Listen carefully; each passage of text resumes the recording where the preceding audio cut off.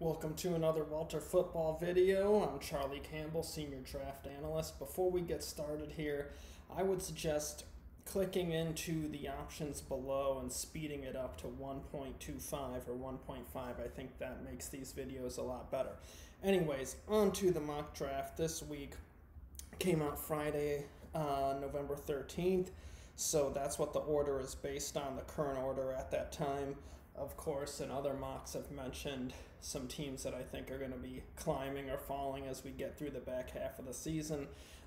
So just consider this the kind of snapshot in time given today's order. So first overall, Jets, Trevor Lawrence, no-brainer of a pick. New York can deal Sam Darnold, get some more picks to help that rebuilding process there with the Jets. Lawrence, no-brainer, first overall choice. Second overall pick, I have the Jags taking Justin Fields.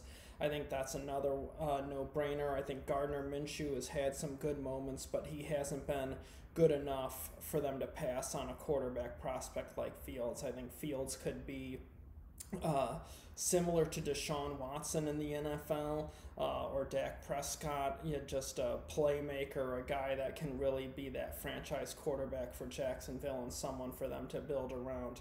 So Fields to the Jags. Third overall pick, the Cowboys. Now, this is an interesting one. I've been taking Penny Sewell, the left tackle from Oregon. And while that isn't a huge need, Sewell and Jamar Chase are just so much better than any other defensive prospect in this draft. So of the non-quarterbacks, and you in Dallas you don't think is going to take a quarterback to replace Prescott, of the non-quarterbacks, you don't want to reach for a defensive player because that dilutes the overall talent of your roster compared to the other teams you're playing against. You want to get value for that pick. So that brings it down to Sewell and Chase. Pretty much tied as far as caliber of prospects go, but obviously the Cowboys don't need any more receivers. So you take Sewell, you can start him out on the inside. In a year or two, you have your replacement for Tyron Smith. He's aging, he's had injuries, he'll get more expensive, and now you have your long-term blindside protector for Dak Prescott. And considering what we've seen happen to them after the injury, you can never have enough good protection there for a franchise quarterback that you're depending on staying on the field for you to win. So Sewell to the Cowboys. Fourth overall, I have the Giants taking Jamar Chase. The Giants have got to get some playmakers for Daniel Jones this offseason. The receivers are terrible. Slayton was a nice bit of scouting by New York, but they need more help to go with them. Chase would be a no-brainer. That's an immediate upgrade, number one receiver for Daniel Jones. And this is a deep receiver draft. I think the Giants should hit on receiver a couple of times in those first three rounds. If I were them, I would take two receivers because you're going to come away with some good values on day two.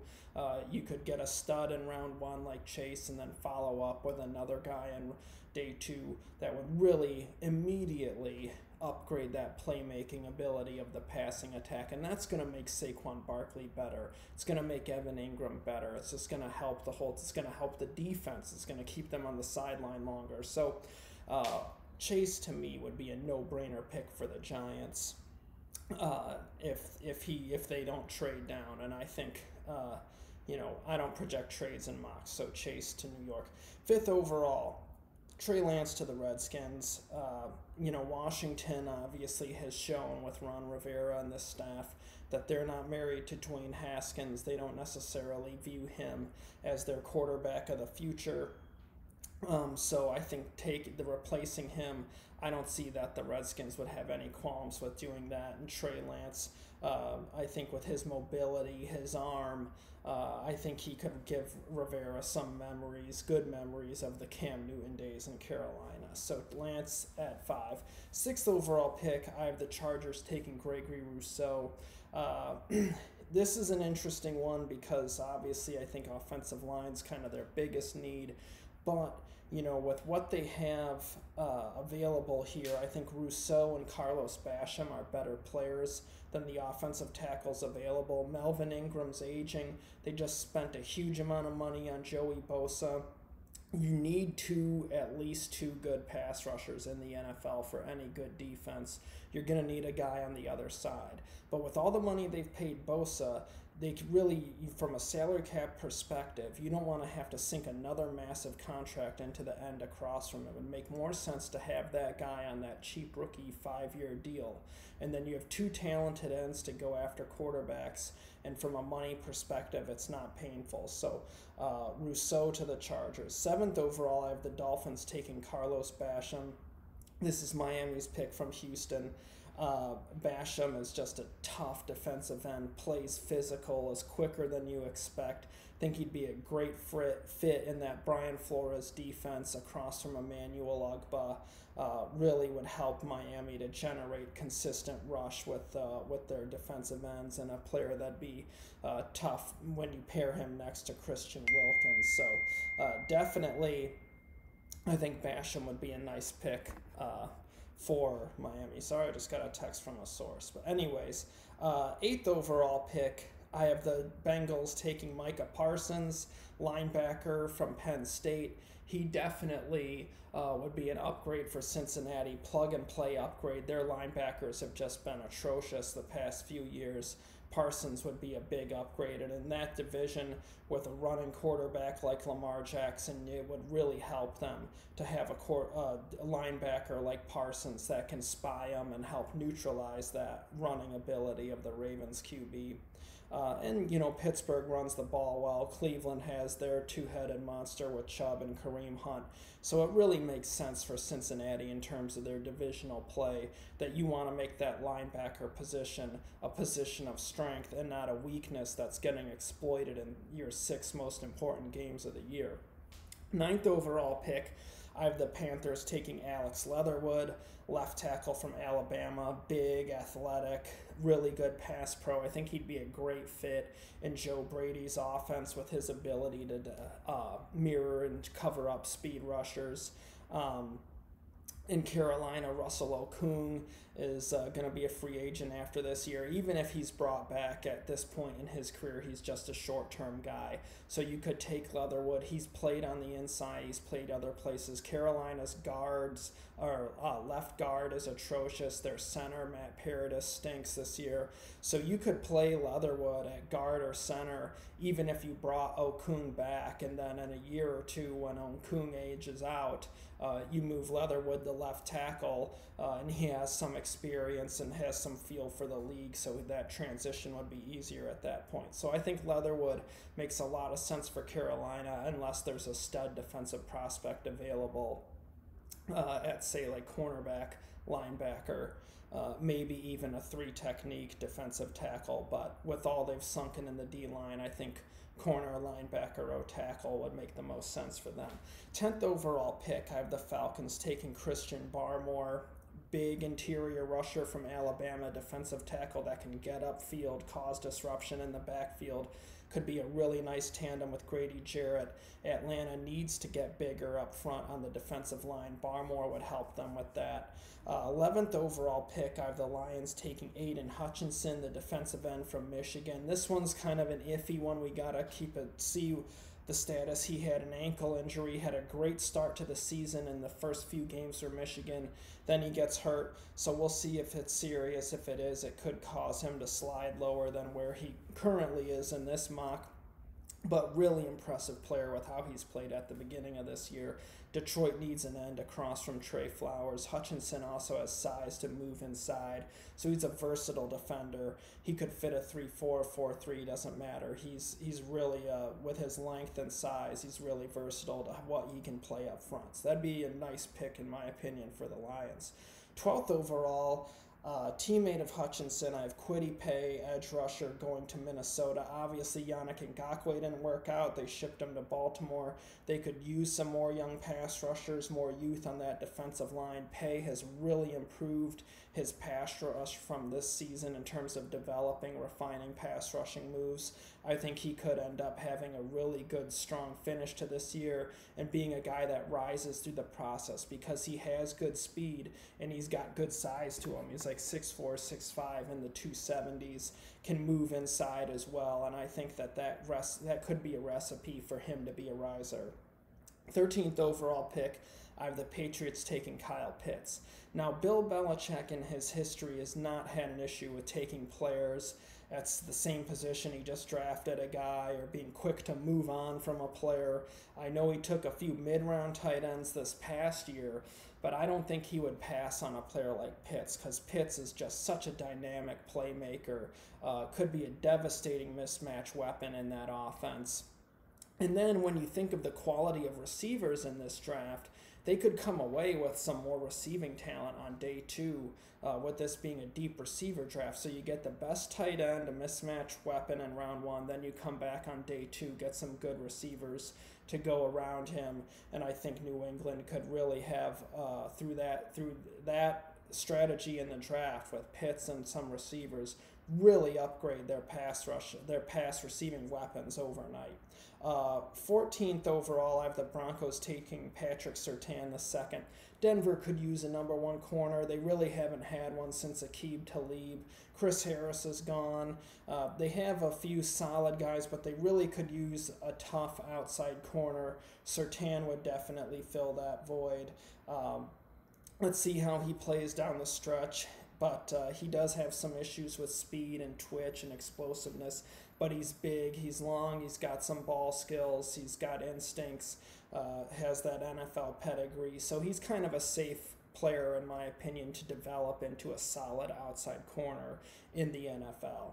15th overall, I have the 49ers taking Andre Cisco. Safety's been an issue for San Francisco for a few years now. I think Cisco could come in, be a plug-and-play upgrade for them. He's a ball hawk, versatile, could play strong free safety. He has a nice build to him, so I think that'd be a nice pick for the 49ers. 16th overall, I have the Bears taking Sam Cosmi, left tackle from Texas. Chicago needs to improve that offensive line.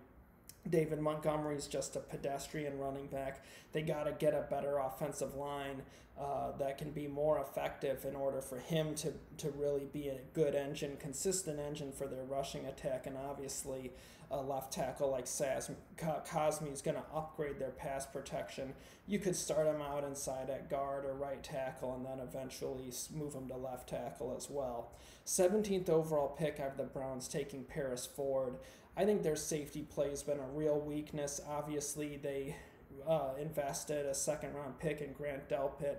He went out for the year, missing his rookie season. I think Delpit's really should be a strong safety in the NFL. He's at his best when he's playing closer to the line of scrimmage. So they need to bulk him up, make him a more sure tackler for that role, but I think that would be his best fit. Now you get a free safety that can cover to go with them, a guy like Paris Ford or Cisco or Javon Holland that could really upgrade the Browns safeties and give them a talented young tandem to kind of really defend the middle of the field. So at 18th overall, I have the Colts taking J.C. Horn, cornerback from South Carolina. He's the son of Joe Horn.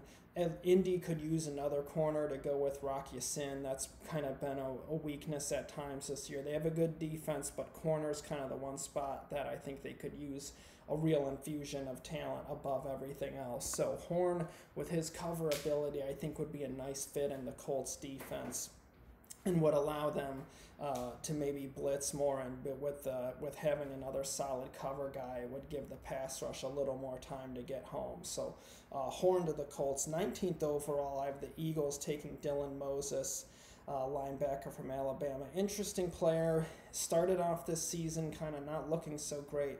Has looked better, but he was coming off an ACL, so I think he was working through some rust there in the first few games. But he needs a strong close to the season. Obviously has to stay healthy, but you want to see some more instinctive play out of him. But the Eagles linebackers have been atrocious. Moses would definitely help them. So Moses is kind of a player to watch. He could be on that second round bubble. Let's see how he closes out the year. 20th overall, I have the Cardinals taking Caleb Farley, cornerback from Virginia Tech. This pick to me, even though we're real early in the process, I can see a lot of common links here in terms of how the Cardinals draft and what Farley offers as a prospect. They're a team, whether it's Isaiah Simmons or Hassan Reddick or even Kyler Murray, they really prioritize kind of these athletes that are really spectacular athletes, are the kind of players that they've been inclined to draft. And Farley definitely is that. He's big, he's fast, moves really well, but he's sitting out this season because of the illness. So he had one good year of tape, had one bad year of tape before that, and had some injuries in college. So he's the kind of guy that could be riser or slider through the process, depending on how the medical checks out, how he works out. So without this season of tape, it makes him a little bit more risky because you're not seeing how he develops. But the Cardinals have been willing to take a shot on guys that have big upside, and Farley definitely does. 21st overall, I have the Dolphins taking Travis Etienne, the running back from Clemson. I think that pick makes a ton of sense for Miami. Gives them a solid runner in the ground game, a check down outlet that can make big things happen on a routine pass. Etienne is so dangerous in the open field, so quick and able to rip off yards in a hurry. I think he'd be a great outlet receiver for Tua. So I think the Dolphins taking him late in the first round, that could be a really nice value for Miami with an instant impact that helps them right away and helps their young quarterback.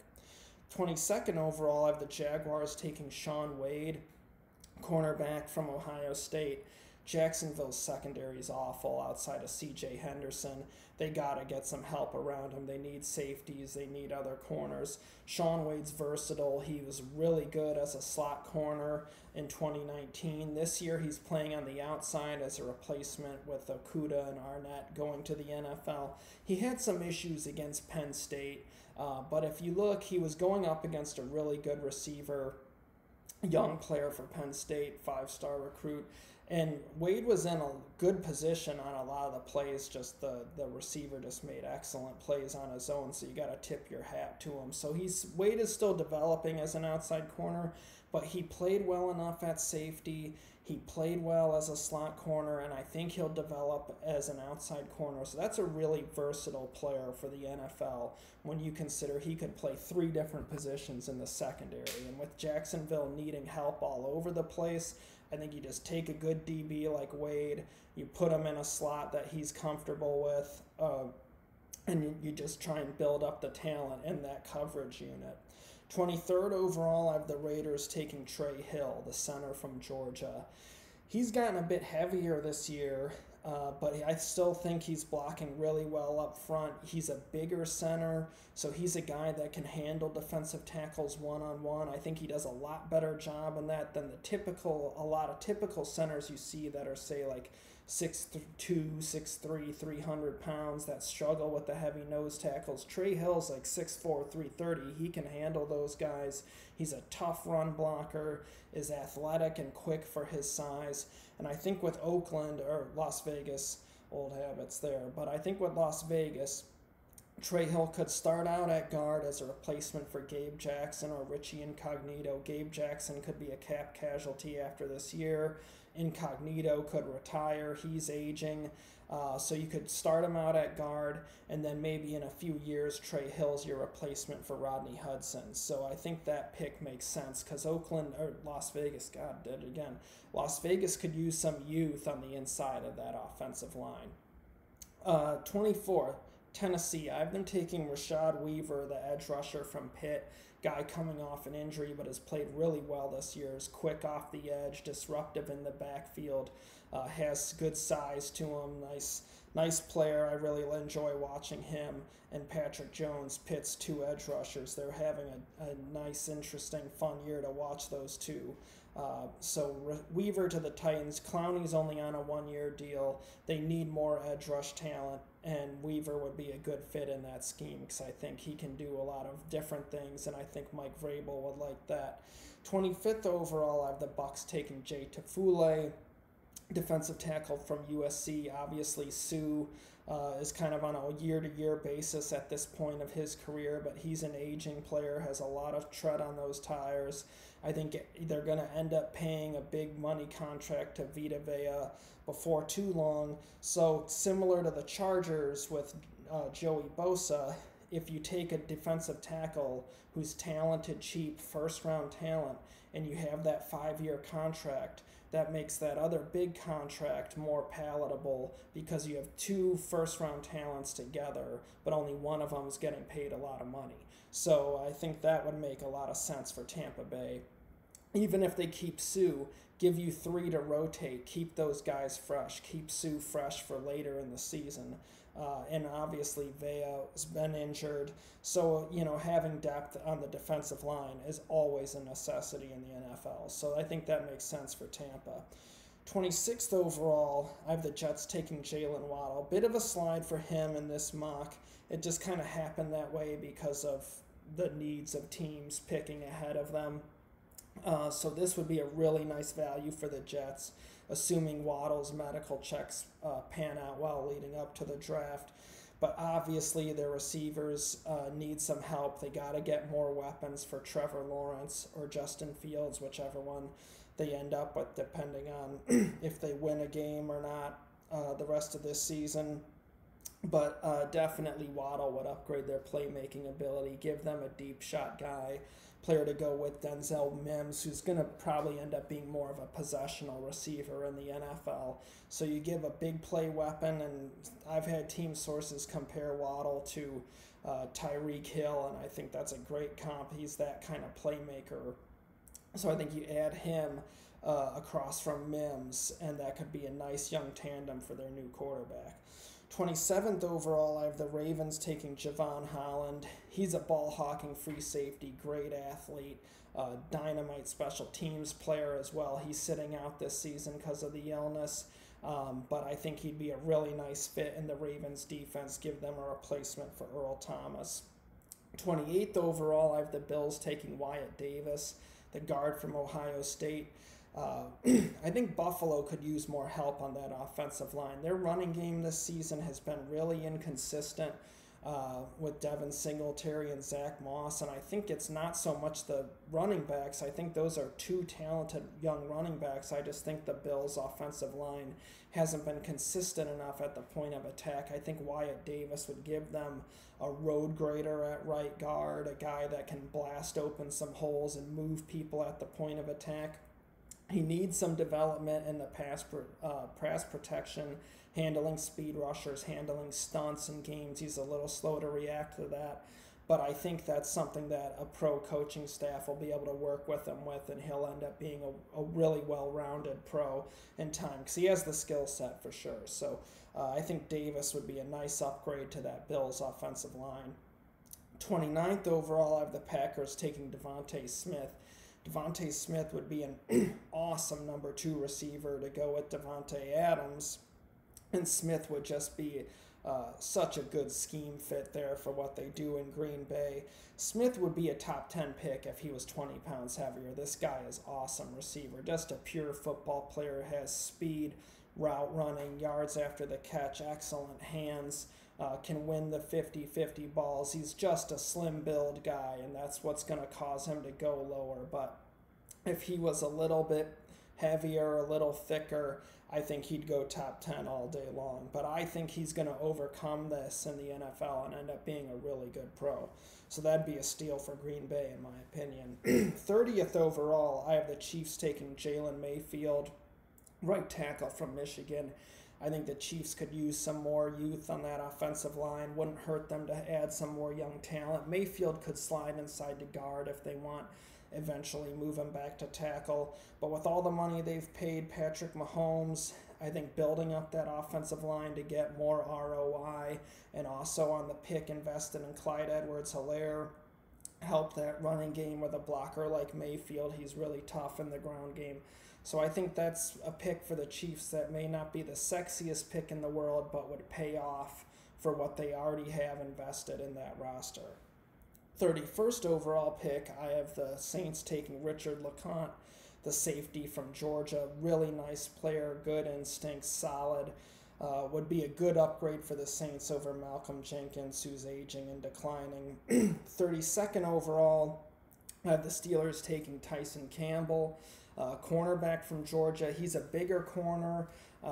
He has some issues with some speed and explosiveness, but I think in what they do in Pittsburgh, he could be a nice fit there. And obviously with Joe Hayden's age, that's something they're going to have to consider before long, is adding some more cornerback talent and youth at the position. So that's this week's mock. Hope you guys enjoyed it. If you could, do me a solid, subscribe to our channel, like and share the video. I'd really appreciate it. You can follow me on Twitter at Draft Campbell. You can follow Walt on Twitter at Walter Football. I have links to our mocks below, position rankings, a whole lot more. So thanks for watching. I really appreciate it. I'll be back with you next week with another mock.